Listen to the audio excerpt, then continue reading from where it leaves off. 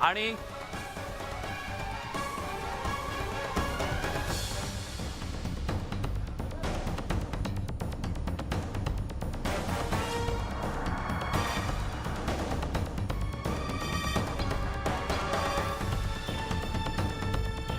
सुद्धा मागण्यात आलेली आहे आणि शिंदे गट राजकीय पक्ष नाही अशा प्रकारचा युक्तिवाद सुद्धा करण्यात आलेला आहे। कपिल सिब्बल यांचा हा युक्तिवाद सध्या सुरू आहे। आपण बघतोय की वेगवेगळ्या प्रकारचे दावे त्यांच्याकडून केले जात आहेत आणि आणखीन एक मुद्दा उपस्थित केला गेला की शिंदेनी पक्षाच्या संदर्भात जी पूर्तता करायला हवी होती ती पूर्तता सुद्धा त्यांच्याकडून केली गेलेली नाहीये। कपिल सिब्बल हे सध्या ठाकरे गटाकडून आपला युक्तिवाद करतायत की कशा प्रकारे ही शिवसेना ही ठाकरेंचीच आहे, मूळ शिवसेना ही आमची आहे आणि पक्ष सुद्धा आमचा आहे, पक्षाबद्दलची पूर्तता ही ठाकरेंकडून पूर्ण करण्यात आलेली आहे। ही बाब सुद्धा आता कपिल सिब्बल यांनी सांगितलेली आहे। प्रशांत लीला रामदास आपले प्रतिनिधी आपल्या सोबत आहेत। प्रशांत, आतापर्यंत जी सगळी सुनावणी झालेली आहे त्या सुनावणीच्या नंतर असं काय दिसतंय की वेगवेगळे मुद्दे हे सध्या ठाकरेंच्या बाजूने कसे आहेत हे ठसवण्याचा प्रयत्न कपिल सिब्बल यांनी केलाय? बरोबर आहे, वेगवेगळे मुद्दे मांडण्याचा प्रयत्न होत आहे। महत्त्वाचं म्हणजे अनेक मुद्दे, ज्या मुद्द्यांचा उल्लेख आपण केलेला आहे विलास, खास करून कपिल सिब्बल यांनी निवडणूक आयोगापुढे संपूर्ण त्यांची जी घटना आहे शिवसेनेची ती वाचून दाखवलेली आहे। घटना कशी कायदेशीर आहे हे देखील वाचून दाखवलं आहे आणि शिंदे गटाची घटना कशी बेकायदेशीर आहे हे देखील सांगत आहे ते आधार घेऊन। आणि शिवसेनेची जी घटना शिंदे गटांना मान्य नाही तर एकनाथ शिंदेने पक्षाचे नेतेपद कसे घेतले हे देखील पाहावं लागेल। उद्धव ठाकरे आणि पक्षप्रमुख म्हणून कार्यकाळ 23 जानेवारी संपतो तर म्हणून प्रतिनिधी सभा घेण्याची परवानगी देण्यात यावी। सोबतच ज्या पद्धतीने शिंदे गटांनी नेमलेली राष्ट्रीय कार्यकारिणी कशी आहे ती कशी बेकायदेशीर आहे, कारण की त्यासाठी कुठलाही आधार नाही आहे। पक्षप्रमुख निवड राष्ट्रीय कार्यकारिणी होऊ शकतं तर ठाकरे गटाची राष्ट्रीय कार्यकारिणी केव्हा झाली, जर बरखास्त जर तुम्ही जर दुसरी राष्ट्रीय कार्यकारिणी बरखास्त करत असेल तर त्याला काय आधार आहे। घटनेप्रमाणे हे निवडणूक आयोगाच्या निर्देशावर सर्व प्रक्रिया आम्ही पार पडलेल्या आहे, तसे कागदपत्र सादर केलेले आहे। सिब्बलामार्फत हे स्पष्ट करण्यात आलं शिंदेंनी प्रतिज्ञापत्र जे दिले झाले ते सगळं तपासून पाहण्याची गरज आहे आणि राष्ट्रीय कार्यकारिणीची मुदत जर द्यायची असेल तर त्यासाठी पक्षप्रमुख पदासाठी मुदतवाढ द्यावी लागेल। अशा प्रकारचा युक्तिवाद सध्या कपिल सिब्बल यांच्या वतीने सुरू आहे। यानंतर होऊ शकतं साधारणतः रिजॉइंडर महेश जेठमलानींच्या वतीने देण्यात येईल। त्यामध्ये ज्या पद्धतीने युक्तिवाद सुरू आहे हा युक्तिवाद करताना हे सगळे मुद्दे मांडण्यात आलेले आहे। कपिल सिब्बलच्या वतीने हे मान्य करण्यात आलेले आहे की शिंदे हे कुठलेही नेते नाही आहे, ते आमच्या इथे उपनेते पदावरती होते आणि त्यानंतर हे स्पष्ट करण्यात त्यांना मुख्य नेतेपद दिलं कोणी, मुख्य नेतेपद देण्यासाठी राष्ट्रीय कार्यकारिणी झाली का, आणि जर राष्ट्रीय कार्यकारिणी झाली तर राष्ट्रीय कार्यकारिणीची घटना कुठे आहे, अशा प्रकारचे अनेक मुद्दे उपस्थित केले जात आहेत। सोबतच त्यांनी म्हटलंय की ज्या पद्धतीनं गेल्या वेळी सुनावणी झाली त्यावेळी शिंदे गटाची सगळे शपथपत्र कसे खोटी आहे, बेकायदेशीर आहे हे देखील याची जर तपासाचा असेल तर ओळख परत घ्यावी, अशा प्रकारचे मुद्दे कपिल सिब्बलच्या वतीनं मांडले जात आहे। विलास, पण आता हे सगळे मुद्दे मांडल्याच्या नंतर शिंदे गटाला सुद्धा संधी दिली जाऊ शकते त्यांच्या वकिलांना सुद्धा की त्यांची बाजू मांडण्यासाठी? बरोबर आहे विलास, साधारणतः प्रक्रिया जी कायदेशीर प्रक्रिया आहे त्या कायदेशीर प्रक्रियेचा उल्लेख मी सर्वात प्रथम केला तर पुन्हा एकदा करतो। एक तर साधारणतः जेव्हा सुनावणी सुरू होते त्या सुनावणीमध्ये ज्यांनी याचिका दाखल केलेली आहे त्यांना पहिले म्हणणं मांडण्याचा अधिकार मिळतो। त्यामुळे महेश जेठमलानी याचिका दाखल केली होती, त्यांच्यामार्फत त्यांनी आपलं म्हणणं मांडलं, त्याला खोडून काढण्याचा म्हणणं म्हणजे दुसरे प्रतिवादी आहे जे उद्धव बाळासाहेब ठाकरे पक्षाचे आहे जे कपिल सिब्बल ते आज करताय। यानंतर 15 मिनिटाचं रिजॉइंडर करण्याचे अधिकार महेश जेठमलानींना आहे आणि जर महेश जेठमलानी यामध्ये काही नवीन मुद्दा उपस्थित केला तर पुन्हा एक 15 मिनिटं हे जे मुद्दे आहेत ते खोडून काढण्याकरता कपिल सिब्बल यांना संधी मिळते। साधारणतः अशा प्रकारची प्रक्रिया असते। साधारणतः 2 तास गेल्या वेळी त्यांनी सुनावणीसाठी म्हणजे युक्तिवाद करण्यासाठी मागणी केली होती। 2 तासानंतर रिजॉइंडरसाठी त्यांना परवानगी देण्यात येईल महेश जेठमलानींना आणि महेश जेठमलानीच्या रिजॉइंडर नंतर पुन्हा एकदा कपिल सिब्बल जे आहे रिजॉइंडर मानतील आणि त्यानंतर निश्चितपणे आयोग जे आहे ते आपलं म्हणणं मांडेल आणि दोन्ही पक्षाचं म्हणणं ऐकलं। ज्यावेळेस पहिल्यांदा जेव्हा सुनावणी सुरू झाली त्यावेळेस त्यांनी स्पष्ट केलं होतं की आम्ही दोन्ही पक्षाचं म्हणणं ऐकूनच निश्चितपणे निर्णय देऊ, तर तो पक्षाचे दोन्ही पक्षांचं म्हणणं आज संपून जाईल आणि त्यानंतर होऊ शकतं जो निर्णय आहे तो राखीव ठेवला जाऊ शकतो किंवा निर्णय देण्यासंदर्भात मी येतो तुमच्याकडे प्रशांत। पण आता आपल्याला निवडणूक आयोगाच्या सुनावणीच्या दरम्यान नेमकं काय काय घडतंय तर आयोगाच्या निर्देशानुसार सेनेची सगळी प्रक्रिया सुरू असल्याचं त्यांनी म्हटलंय।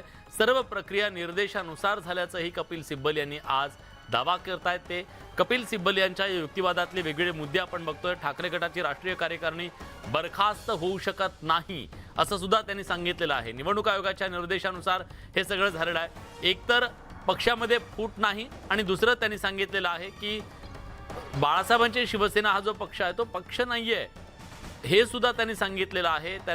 त्यांनी कुठल्याही प्रकारे त्याची पूर्तता केलेली नाहीये असा महत्त्वाचा मुद्दा त्यांनी उपस्थित केलेला आहे. आणि ठाकरे गटानं जे काही केलं ते मात्र सर्व निवडणूक आयोगाच्या निर्देशानुसार केलेलं आहे, सर्व काही घटनेच्या नुसार केलेलं आहे असं सांगण्याचा प्रयत्न केलेला आहे. पण प्रशांत, जेव्हा हा दावा केला जातो की पक्षात फूटच नाहीये आणि दुसरं म्हणजे ज्या प्रकारे त्यांना पक्ष म्हटलं जातंय ते पक्ष नाहीयेत तर गट आहे, हा युक्तिवाद नेमकं काय दर्शवतोय? नाही, महत्वाचं म्हणजे जो पहिल्यांदा महेश जेठमलानी यांनी युक्तिवाद केला होता. युक्तिवाद करताना त्यांनी स्पष्ट केलं होतं की आम्ही कसे खरे पक्ष आहो आणि दुसरा जो गट आहे खासदारांचा शिवसेना उद्धव बाळासाहेब ठाकरे जो पक्ष आहे हा कसा बेकायदेशीर आणि बोगस आहे. ते सगळे मुद्दे खोडून काढण्याचा प्रयत्न कपिल सिब्बल करताय. आणि कपिल सिब्बल हे मुद्दे खोडून काढताना आम्ही तुम्हाला दाखवतोय की समोर हे जे दिसतंय हे दुसरा जो माळा दिसतोय वरती तिथे कोर्ट आहे, दुसऱ्या माळ्यावरती कोर्ट आहे आणि तिथेच सुनावणी सुरू आहे. म्हणजे पहिला माळा त्यानंतर दुसरा माळा, दुसऱ्या माळ्यावरती उजव्या साईडला कोर्ट आहे जिथे केंद्रीय मुख्य निवडणूक आयुक्त बसतात.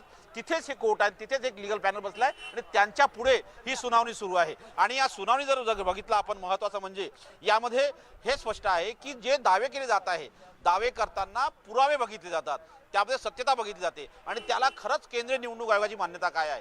पीपल्स रिप्रेझेंटेटिव्ह ऍक्ट नुसार तुम्हाला राजकीय पक्ष स्थापन करताना आपल्याला निश्चितपणे केंद्रीय निवडणूक आहे की ही फायनल ऑथॉरिटी असते राजकीय पक्ष स्थापन करण्याची. राजकीय पक्ष स्थापन करण्यासाठी काय प्रक्रिया असते हे केंद्रीय निवडणूक आयोग निश्चित केलं आहे. त्या प्रक्रियेमध्ये हा पक्ष बसतो का हे लीगल पॅनल निश्चित करेल आणि त्याच्या आधारावरती निर्णय दिला जाईल, न्याय मिळेल अशी अपेक्षा खास करून उद्धव ठाकरे गटाला आहे. पण यामध्ये काही नवीन पुरावे जर महेश जेठमलानी यांच्यातर्फे किंवा बाळासाहेबांची शिवसेना पक्षाच्या वतीने दाखल केले जात आहे, जे पुरावे अत्यंत महत्त्वाचे आहेत त्या पुराव्यांच्या आधारावरती निर्णय होईल असा दावा त्यांच्या वतीने केला जातोय. निर्णय शेवटी केंद्रीय निवडणूक आयोग घेईल की कोणाचा दावा खरा आणि कोणाचा दावा खोटा. विलास, पण आणखीन एक मुद्दा त्यांनी गुवाहाटीचा सुद्धा उल्लेख केलेला होता. जर पक्ष तुमचा आहे, तुम्ही पक्षात आहात, सगळं तुमचं आहे, तर मग तुम्ही गुवाहाटीला का गेलात असं म्हणत त्यांनी एक प्रश्न उपस्थित केलेला होता. त्याबद्दल नेमकं काय आहे, काय घडलं होतं? जेव्हा जर बघितलं आपण तर हा सगळा कार्यकाळ जर बघितला आपण साधारणतः 2022 मधला साधारणतः 6 ते 7 महिन्यापूर्वीचा हा कार्यकाळ आहे. आणि ज्या पद्धतीनं अचानक 40 आमदार हे प्रथमतः सुरतला निघून गेले, सुरतवरून गुवाहाटीला गेले आणि गुवाहाटीनंतर साधारणतः हा एक महिन्याच्या कालावधीनंतर सरकार स्थापन करण्याचा प्रयत्न झाला, सरकार स्थापन झाली. यामध्ये जर बघितलं तर तो प्रश्न उपस्थित केला जातोय, जर आपण शिवसेनेचे सदस्य होते, जर यामध्ये डिस्प्यूट होता, तुमचा या संपूर्ण प्रक्रियेला विरोध होता, तर तुम्ही हे मुद्दे मांडले का नाही असा प्रश्न उपस्थित केला जातो. लोकशाहीमध्ये डिस्प्यूट मांडण्याचा अधिकार आहे.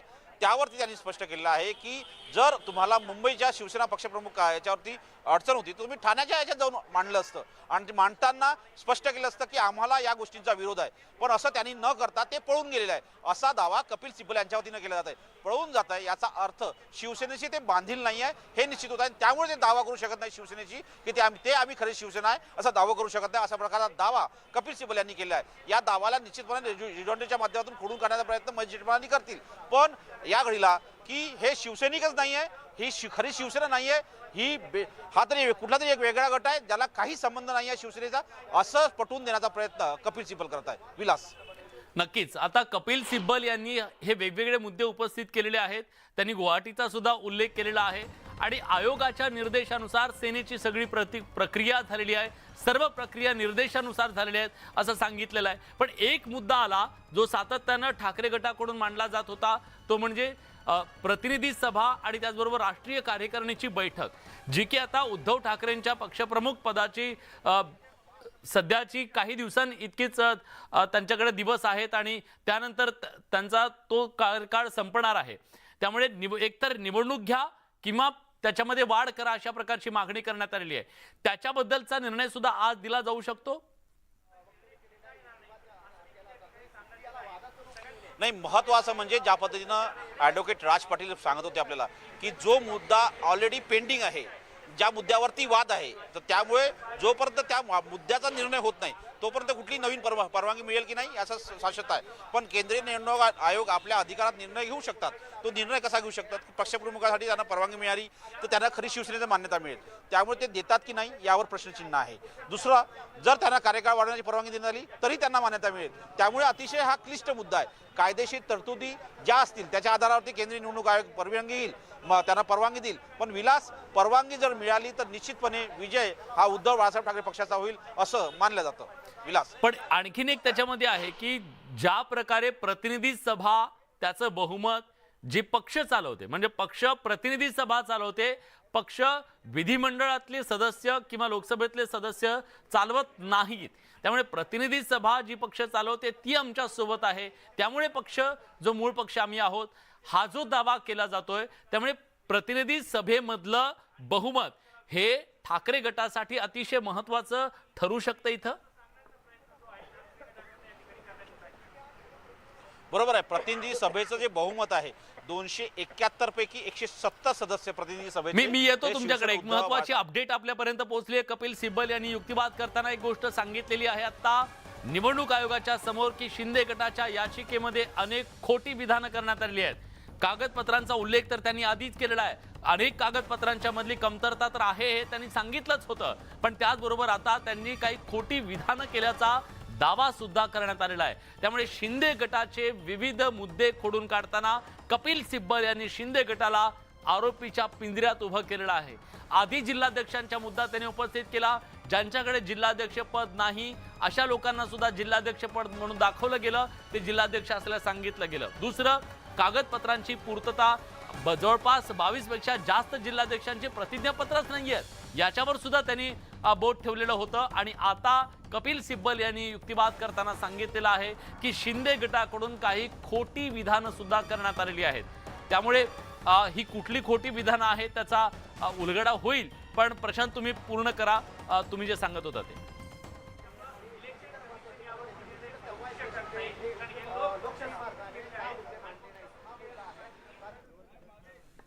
प्रशांत, माझा आवाज पोहोचतोय तुमच्यापर्यंत?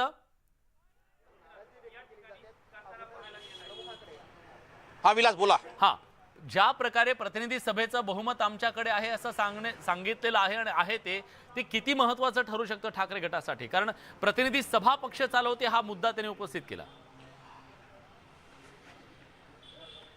बरोबर आहे. पक्ष सोडून गेलेले प्रतिनिधी सभेचा भाग होऊ शकत नाही. ठाकरे गटाचा आयोगासमोर सगळ्यात मोठा दावा आहे. प्रतिनिधी सभाच पक्ष चालवतो, पक्ष सोडून गेलेले प्रतिनिधी सभेचा भाग होऊ शकत नाही. ठाकरे गटाचे वकील कपिल सिब्बल यांनी निवडणूक आयोगापुढे हा सगळ्यात मोठा युक्तिवाद केला आहे. हा सगळ्यात मोठा युक्तिवाद याचा अर्थ असा होतो की आमदार खासदार पक्ष चालवत नाही, पक्ष प्रतिनिधी सभा चालवतात आणि त्यामुळे आम्ही खरे पक्ष आहो असा दावा खास करून ठाकरे गटाच्या वतीनं कपिल सिब्बल यांनी केला आहे. या दाव्यामध्ये एक अत्यंत महत्त्वाचं म्हणजे त्यांनी हे सांगितलेलं आहे की आमच्याकडेही खासदार आहे, आमच्याकडे आमदार आहे, आमच्याकडे विधानसभा परिषदेचे 19 आमदार आहे, लोकसभेचे 8 आमदार आहे, 8 खासदार आहे आणि सोबतच जर बघितलं आम्ही तर राज्यसभेचे 100% खासदार आमच्या सोबत आहे. याचा अर्थ त्यांच्याकडे जर वैधानिक पक्ष असेल, संसदीय पक्ष असेल तर आमच्याकडे देखील संसदीय पक्ष आहे. त्यामुळे एकीकडे आमच्याकडे संसदीय पक्ष आहे, दुसरीकडे प्रतिनिधी सभेचे सर्वात जास्त सदस्य आमच्यासोबत आहे. याचा अर्थ असा होतो की आम्ही खरे पक्ष आहो असा दावा कपिल सिब्बल करत आहे. विलास, नक्कीच. एक त्यांनी सांगितलं की तुमच्याकडे विधानसभेत बहुमत आहे तर आमच्याकडे विधान परिषदेत आहे, लोकसभेत आहे तर मग आमच्याकडे राज्यसभेत आहे. पण मुळात जेव्हा या सगळ्याचा फैसला होईल पक्षीय पातळीवर की पक्ष कुणाचा आणि चिन्ह कुणाचं, तेव्हा विधिमंडळातलं बहुमत महत्त्वाचं मानलं जाईल की पक्षातल्या प्रतिनिधी सभेचं बहुमत महत्त्वाचं मानलं जाईल?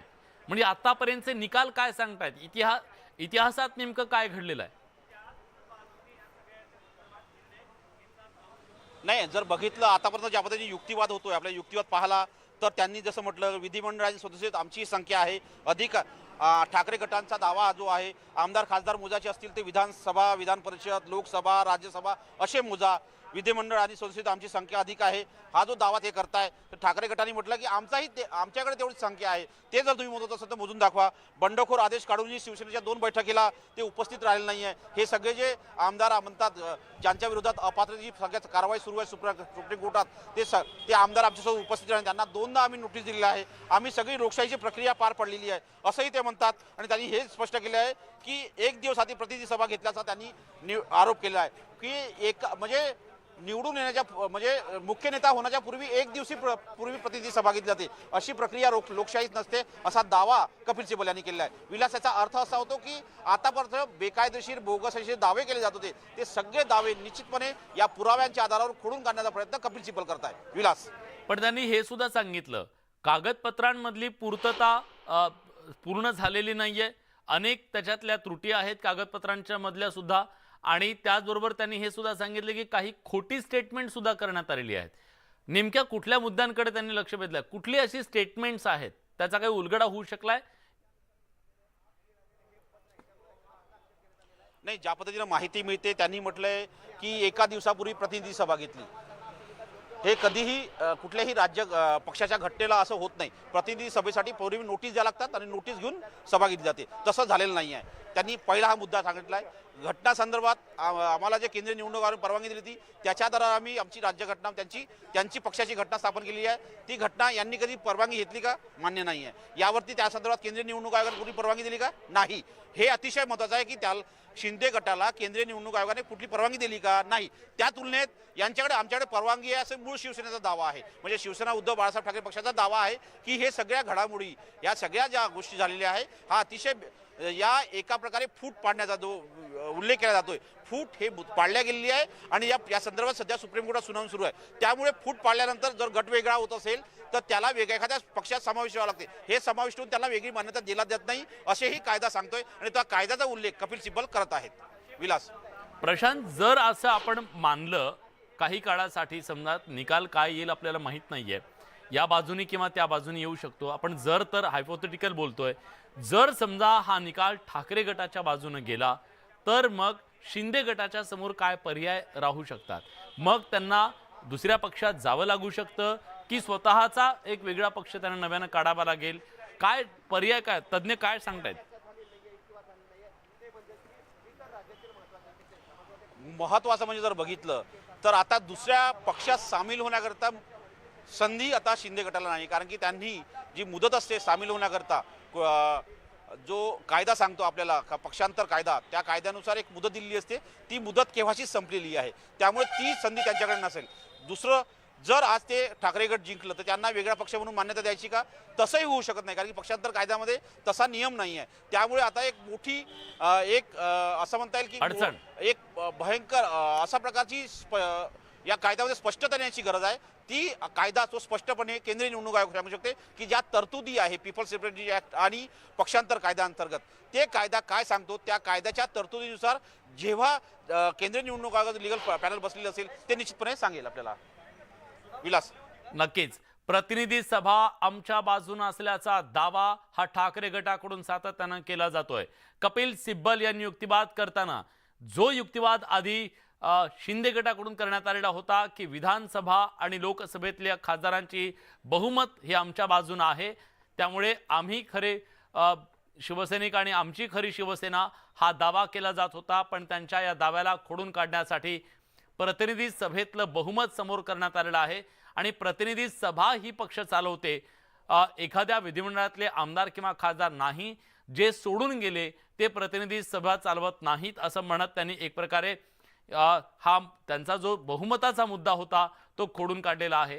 पण त्याचबरोबर या संपूर्ण सुनावणीच्या दरम्यान आणखीन एक गोष्ट दिसली, ती म्हणजे कायदेशीर दृष्ट्या शिवसेना हा पक्ष आणि ज्या काही गोष्टी शिवसेनेनं केलेल्या होत्या, मूळ शिवसेनेनं ठाकरे गटानं ते पूर्ण कायदेशीर प्रक्रिया पूर्ण करून केलेल्या आहेत असंही त्यांनी सांगितलेलं आहे। आणि उलट पक्षी शिंदे गटानं जे प्रतिज्ञापत्र दिली त्याच्यामध्ये मोठ्या प्रमाणात तफावत होती, काही त्यांनी स्टेटमेंट केली, ती स्टेटमेंट सुद्धा खोटी होती आणि शिंदे गटानं ज्या प्रकारे जिल्हाध्यक्ष दाखवले गेलेले होते ते जिल्हाध्यक्ष सुद्धा त्यांचे प्रतिज्ञापत्र सादर करण्यात आलेले नाहीत। या सगळ्या मुद्द्यांवरती बोट ठेवत पक्षीय रचनेमध्ये सध्या शिंदे गटाच्या कडून जी कागदपत्र सादर केली त्याच्यावरती प्रश्नचिन्ह उपस्थित केलं गेलेलं आहे। त्यामुळे आता निवडणूक आयोग या सगळ्या मुद्द्यांना गृहीत धरतं का हे बघावं लागेल। प्रशांत यांच्याकडे पुन्हा एकदा जातोय। प्रशांत, अपडेट। एक अतिशय महत्त्वाची अपडेट आहे, अजूनही सुनावणी सुरू आहे आणि होऊ शकतं 26 तारखेनंतर पुन्हा तारीख मिळण्याची शक्यता व्यक्त केली जात आहे। आता सूत्रांची माहिती आहे की 26 तारखेनंतर पुन्हा एकदा केंद्रीय निवडणूक आयोग तारीख देण्याची शक्यता व्यक्त केली जात आहे। सुनावणी अजून सुरू आहे, पण जोपर्यंत सुनावणी पूर्ण होत नाही तोपर्यंत या स्पष्टपणे सांगता येणार नाही। पण जे सूत्रांची माहिती आहे की अजूनही सुनावणी सुरू आहे आणि महत्त्वाचं म्हणजे आगामी 26 तारखेनंतर पुन्हा एकदा तारीख या प्रकरणी मिळण्याची शक्यता व्यक्त केली जात आहे अशी सूत्रांची माहिती आहे। सुनावणी सुरू आहे। स्टुडिओ विलास। पण मुद्दा पुन्हा तोच उपस्थित होतो, जर समजा ही तारीख 26च्या पुढे गेली तर मग आता शिवसेनेच्या राष्ट्रीय कार्यकारिणीची बैठक होणं त्याला मुदतवाढ द्यात असं ते सांगतायत। कारण आता मुदत संपणार आहे। शिवसेना पक्षप्रमुख पद जे सध्या उद्धव ठाकरे यांच्याकडे आहे त्याचा नेमका फैसला कसा करणार मग? नाही, महत्त्वाचं म्हणजे खास करून जर बघितलं उद्धव ठाकरेंच्या पक्षप्रमुखपदासंदर्भात त्या संदर्भात काय निर्णय येतो हे जेव्हा सुनावणी पूर्ण होईल, जेव्हा इथले वकील बाहेर पडतील ते निश्चितपणे सांगेल। पण या घडीला हे महत्त्वाचं आहे की त्या संदर्भात त्यांनी मागणी केलेली आहे, 2 पत्र दिलेले आहे आणि पत्र दिल्यानंतर त्यावरती निर्णय होईल। पण तो निर्णय काय होतो हे या संदर्भात अजूनही केंद्रीय निवडणूक आयोगाने आपले पत्ते उघडले नाही आहे। ते निश्चितपणे काय सांगतात हे पाहणं अतिशय महत्त्वाचं ठरतंय। पण या घडीला हे महत्त्वाचं आहे की 26 तारखेनंतर पुन्हा एकदा सुनावणी होण्याची शक्यता आहे। अजून कुठलेही कन्फर्मेशन नाही, सूत्रांची माहिती आहे, शक्यता आहे। त्यामुळे अजूनही सुनावणी सुरू आहे। या संदर्भात मूळ काय सांगतोय केंद्रीय निवडणूक आयोगाचा, केंद्रीय निवडणूक आयोग काय संदर्भात स्पष्ट करण्याचा प्रयत्न करतोय। सुनावणी अजूनही सुरू आहे। रिजॉइंडरला परवानगी मिळाली का हे देखील पाहावं लागेल। अजूनही कपिल सिब्बल यांचा युक्तिवाद सुरू असल्याची माहिती आहे। याचा अर्थ जर समजा तारीख पडली, पुढची तारीख पे तारीख हे सगळं सुरूच आहे, पण कदाचित मग पुढच्या तारखेमध्ये याचा अंतिम निर्णय येऊ शकतो। बरोबर आहे विलास, हा अतिशय महत्त्वाचा मुद्दा। पुढच्या तारखेला निश्चितपणे या प्रकरणाचा निर्णय येईल, कारण की तोपर्यंत सर्वच युक्तिवाद पूर्ण झालेले असेल आणि त्यातून निश्चितपणे महाराष्ट्राच्या राजकीय भवितव्यावर जे संकट निर्माण झालं आहे ते संकट निश्चितपणे दूर होईल अशी शक्यता आहे। त्यामुळे शेवटची सुनावणी होते केव्हा होते हे पाहणं अतिशय महत्त्वाचं ठरणार आहे। आज काय होतं, आज साधारणतः केंद्रीय निवडणूक आयोग सुनावणी पूर्ण करतं का हे देखील पाहणं महत्त्वाचं ठरणार आहे। पण अजूनही हे स्पष्ट नाही आहे की सुनावणी अजूनही सुरू आहे। निर्णय काय होईल यावेळेला सांगणं कठीण आहे विलास। पण निवडणूक आयोगामध्ये सुरू असलेली ही सुनावणी आणि सुप्रीम कोर्टात सुरू असलेली सुनावणी याचा एकमेकांशी नेमका काय संबंध आहे किंवा त्याचा काय परिणाम होतो हे बघणं महत्त्वाचं आहे। आपण जाऊया त्यांच्याकडे, पण आतापर्यंत जे महत्त्वाचे मुद्दे उपस्थित झालेले आहेत त्याच्यावर पुन्हा एक नजर टाकूया। प्रशांत, मी तुम्हाला विचारलं होतं की नेमकी आत्ता निवडणूक आयोगामध्ये सुरू असलेली सुनावणी याचा अंतिम फैसला येणं बाकी आहे आणि दुसऱ्या बाजूला सुप्रीम कोर्टात सुद्धा सुनावणी बाकी आहे। या दोघांचा एकमेकांवर काय परिणाम होऊ शकतो? महत्त्वाचं म्हणजे सोबतच अजून एक अपडेट येत आहे की आज निर्णय येणार नाही। आपण जे सर्वात प्रथम सांगितलं होतं, न्यूज 18 लोकमतने स्पष्ट केलं होतं की आज निर्णय येणार नाही, हेही अजून सूत्रांनी स्पष्ट केलं आहे की आज कुठलाही निर्णय येणार नाही आणि याचा काय परिणाम होईल हे 14 फरवरीला ठरेल। कारण की त्याच्या पूर्वी या संदर्भात निर्णय देण्याची शक्यता व्यक्त केली जात आहे। केव्हा सुप्रीम कोर्टामध्ये काय होतं 14 फरवरीनंतर ते पाहावं लागेल। पण या घडीला हे महत्त्वाचं आहे की थोड्याच वेळात राहुल शेवाळे देखील या संपूर्ण सुनावणीमध्ये येण्याची शक्यता व्यक्त केली जात आहे। कारण की चर्चा अशी होती की राहुल शेवाळे पोहोचतील, पण राहुल शेवाळे अजूनही पोहोचलेले नाही आहे। थोड्याच वेळात ते पोहोचतील आणि महत्त्वाचं म्हणजे या संदर्भात अजूनही महत्त्वाचं आहे की सुनावणी अजूनही सुरूच आहे। लवकरच या संदर्भातली अपडेट पुढे येतील, पण सूत्रांची माहिती आहे की 26 तारखेनंतर पुन्हा एकदा सुनावणी होण्याची शक्यता आहे विलास। आता याच्यामध्ये कपिल सिब्बल यांचा युक्तिवाद अजून सुद्धा सुरू आहे। कपिल सिब्बल यांचा युक्तिवाद झाल्यानंतर शिंदे गटाकडून सुद्धा आज युक्तिवाद पूर्ण होऊ शकतो। महत्त्वाचं म्हणजे जर बघितलं तर युक्तिवाद सुरू आहे, त्यानंतर रिजॉइंडरला काही कालावधीचा वेळ मिळेल। मी मगाशी जसं रिजॉइंडर सांगितलं, तुम्ही जे बाजू मांडता त्याचे काही मुद्दे खोडून जर काढायचे असेल तर पुन्हा त्यांच्या वकिलाला एक संधी मिळते। ती संधीला अर्थ, त्या संधीचा अर्थ असा तो रिजॉइंडर। जशी यांना 15 मिनिटं रिजॉइंडर मिळेल तसेच 15 मिनिटं रिजॉइंडर मिळेल कपिल सिब्बल यांना मिळेल। कपिल सिब्बल यांचा युक्तिवाद जोपर्यंत पूर्ण होत नाही त्यानंतर साधारणतः त्यांनी 2 तासाचा कालावधी मागितलेला आहे। आतापर्यंत 1-1.25 तास झालेला आहे। अजूनही कपिल सिब्बल यांचा युक्तिवाद सुरू असल्याची माहिती आहे। जेव्हा त्यांचा युक्तिवाद पूर्ण होईल तेव्हा रिजॉइंडर मिळेल, तो रिजॉइंडर साधारणतः 15 ते 20 मिनिटाचा असण्याची शक्यता आहे।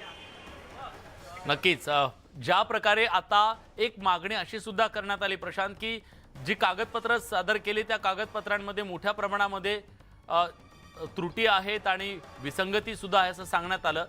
एक अपडेट येते 26 जानेवारी नंतर निर्णय येण्याची शक्यता वर्तवली जाते। आजची सुनावणी पुढे जाण्याची शक्यता आहे। सूत्रांकडून न्यूज 18 लोकमतला ही माहिती मिळाली आहे आणि या माहितीनुसार आज कुठलाही निर्णय येणार नाही। सूत्रांनी न्यूज 18 लोकमतला या संदर्भातली माहिती दिली आहे। त्यामुळे आज पुन्हा एकदा तारीख पडू शकते पुढची आणि 26 जानेवारीच्या नंतर या संदर्भातला अंतिम निर्णय येऊ शकतो अशी माहिती सूत्रांकडून आपल्याला मिळते।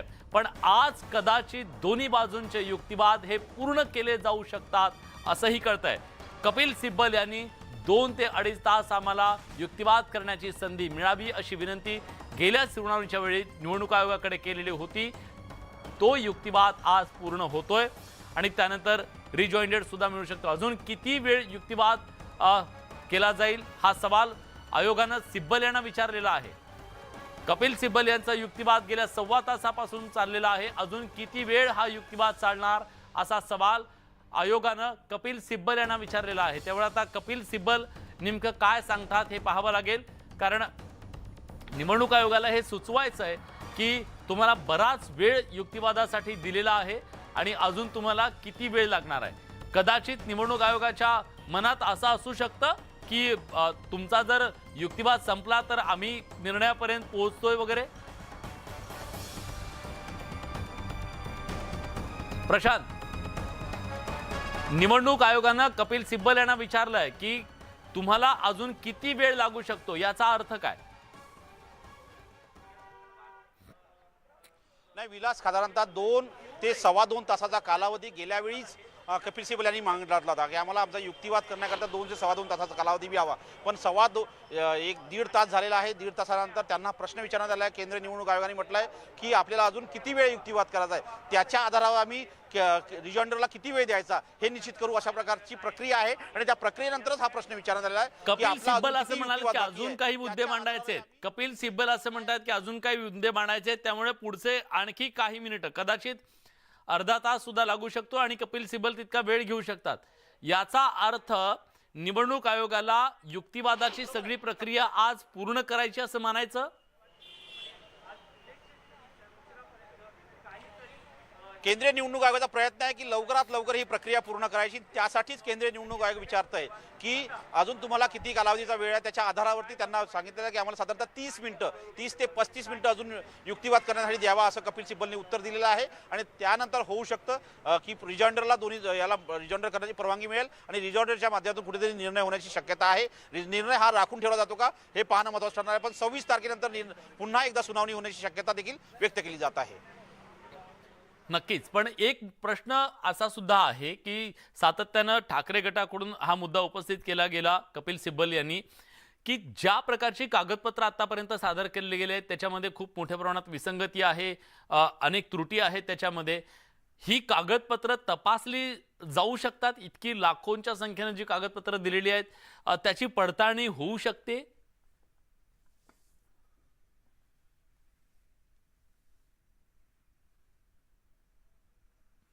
प्रशांत, माझा आवाज तुमच्यापर्यंत पोहोचतोय? ठीक आहे, त्या तांत्रिक कारणामुळे माझा आवाज त्यांच्यापर्यंत पोहोचत नाहीये। पण निवडणूक आयोगानं आता 1.25 तास झाला युक्तिवादाला कपिल सिब्बल यांच्या। त्यानंतर त्यांना प्रश्न विचारला की अजून तुम्हाला किती वेळ हवाय। त्यावर कपिल सिब्बल यांनी सांगितलंय की आणखी काही वेळ मला लागेल, काही मुद्दे मांडायचे राहिलेले आहेत आणि त्यामुळे पुढचे काही मिनिटं तरी कपिल सिब्बल यांचा युक्तिवाद सुरू राहील। त्यानंतर रिजॉइंडरसाठी शिंदे गटाला सुद्धा, त्यांच्या वकिलांना सुद्धा मुद्दे मांडायची आणि मुद्दे खोडून काढायची संधी मिळणार आहे। त्यामुळे आजच्या दिवसामध्ये निवडणूक आयोगाचा प्रयत्न असेल की संपूर्ण युक्तिवाद दोन्ही बाजूंचा संपवायचा आणि कदाचित पुढची जी तारीख असेल ती फैसल्याची असेल। आज कुठलाही निर्णय येणार नाही ही बाब सुद्धा सूत्रांकडून आपल्याला सांगितली जाते। 26 जानेवारी नंतरच निर्णय येणार असल्याचं सुद्धा आपल्याला सूत्रांकडून कळतंय। आजची सुनावणी पुढे जाण्याची शक्यता वर्तवली जाते। न्यूज 18 लोकमत सातत्यानं सुरुवातीपासून हे सगळं सांगतंय। प्रशांत आपले प्रतिनिधी आता आपल्यासोबत आहेत, आपण पुन्हा एकदा त्यांच्याकडे जाऊया। प्रशांत, शिंदे गटाकडून ज्या प्रकारची सगळी कागदपत्र सादर केली गेली, जिल्हाध्यक्षांच्या बद्दलच्या असतील किंवा इतर कागदपत्र असतील, त्याच्यावरती प्रश्नचिन्ह उपस्थित केलं गेलं, त्याची चौकशी करा असं सांगितलं गेलं। या सगळ्या लाखो कागदपत्रांची तपासणी होऊ शकते का? विलास, या संदर्भात मी उत्तर देतोच, पण निश्चितपणे एक अत्यंत महत्त्वाची अपडेट आलेली आहे. होऊ शकतं मुंबई महानगरपालिकेच्या निवडणुकीमध्ये जे दोन सिम्बॉल, एकीकडे मशाल आणि दुसरीकडे ढाल आणि तलवार, हे जे दोन सिम्बॉल देण्यात आले आहे, या दोन सिम्बॉलांच्या आधारावरती निवडणूक लढल्या जाऊ शकते अशी अपडेट आहे. एक माहिती पुढे आलेली आहे, त्या संदर्भात हे अत्यंत महत्त्वाचं आहे. आणि जर बघितलं तर सुनावणी संपलेली आहे याकडची, आणि याकडची महत्त्वाचं म्हणजे सुनावणी संपलेली आहे. जर बघितलं आपण, कपिल सिब्बल बाहेर आलेले आहे, सुनावणी संपलेली आहे. आणि त्यामध्ये जर बघितलं आपण तर लिगली जर बघितलं आपण टाइम बॉन्ड याच्यामध्ये कुठल्याही प्रकारे टाइम बॉन्ड प्रक्रियेमध्ये निर्णय देण्यासंदर्भात निर्णय द्यावा असं कुठलंही केंद्रीय निवडणूक आयोग सांगू शकत नाही. 2021 मध्ये जेव्हा लोक जनशक्ती हा जो पक्ष होता त्यांनी स्पष्ट केलं होतं की त्यांना निवडणूक चिन्ह हवं, पण त्यांना निवडणूक चिन्ह देण्यात आलं नव्हतं. लोक जनशक्ती पार्टीच्या संदर्भातला हा अनुभव आहे 2021 मधला. आणि जर आता बघितलं आपण तर कपिल सिब्बल जे आहेत ते कपिल सिब्बल आपल्याला जाताना आपल्या बाहेर पडताना दिसत आहे. त्याचे सर्व वकील आणि सगळे लोक आहेत तिथे जाताना बघताय. आणि या सगळ्या घडामोडीला अत्यंत महत्त्वाचं आहे की आगामी मुंबई महानगरपालिकेच्या निवडणुकीमध्ये होऊ शकतं मशाल आणि सोबतच जर बघितलं ढाल आणि तलवार हे चिन्ह देण्याची शक्यता व्यक्त केली जात आहे. या घडीला जर बघितलं आपण तर निवडणूक आयोगाच्या मागच्या दारातून होऊ शकतं कपिल सिब्बल बाहेर पडतील या पद्धतीनं जर बघितलं आपण तर या घडीला हे महत्त्वाचं आहे. आणि या घडीला याच्यात जर बघितलं आपण मागच्या दारावर जाण्याचा प्रयत्न करूया. मागच्या दारावर जाऊन आपण पुन्हा एकदा त्यांना प्रश्न करू कपिल सिब्बल यांना की काय झालेलं आहे. कारण की ज्या पद्धतीनं लोक जनशक्ती पक्षाच्या संदर्भात जे मुद्दे आहेत ते मुद्दे अतिशय महत्त्वाचे आहे. आणि ते जर बघितलं मुद्दे हे त्या मुद्द्यांच्या माध्यमातून जो युक्तिवाद करण्यात आलेला आहे विलास, तो युक्तिवाद आपल्याला कशा पद्धतीने आजचं जर बघितलं आपण तर या मागच्या बाजूला खास करून जो मागचा दरवाजा आहे तिथे त्या दिशेने कपिल सिब्बल आपल्याला जाताना पाहायला मिळालेले आहे. त्यामुळे तिथे ते काय बोलतात हे पाहणं अतिशय महत्त्वाचं आहे. कारण की सुनावणी संपलेली आहे अशी शक्यता व्यक्त केली जात आहे. होऊ शकतं पुढच्या वेळेला निश्चितपणे कपिल सिब्बल यांच्याकडून जो युक्तिवाद सांगितलं जाईल. पण या घडीला हे अत्यंत महत्त्वाचं आहे की कपिल सिब्बल सुनावणीतून बाहेर पडलेले आहे. दुसऱ्या माळ्यावरती सुनावणी सुरू होती. त्यामध्ये त्यांनी म्हटलं आहे की BMCच्या निवडणुकीमध्ये साधारणतः जर बघितलं आपण BMCच्या निवडणुकीमध्ये दोन्ही पक्षाला खास करून जर बघितलं तर निवडणुकीचं चिन्ह देण्याची शक्यता आहे. विलास, म्हणजे आता या निवडणुकीच्या दरम्यानपर्यंत याबद्दलचा अंतिम फैसला येण्याची शक्यता कमी असं मानायला हवं. कपिल सिब्बल जात आहेत, सुनावणी पूर्ण झालेली आहे आणि कपिल सिब्बल जात आहेत. ते त्यांनी प्रसार माध्यमांशी बोल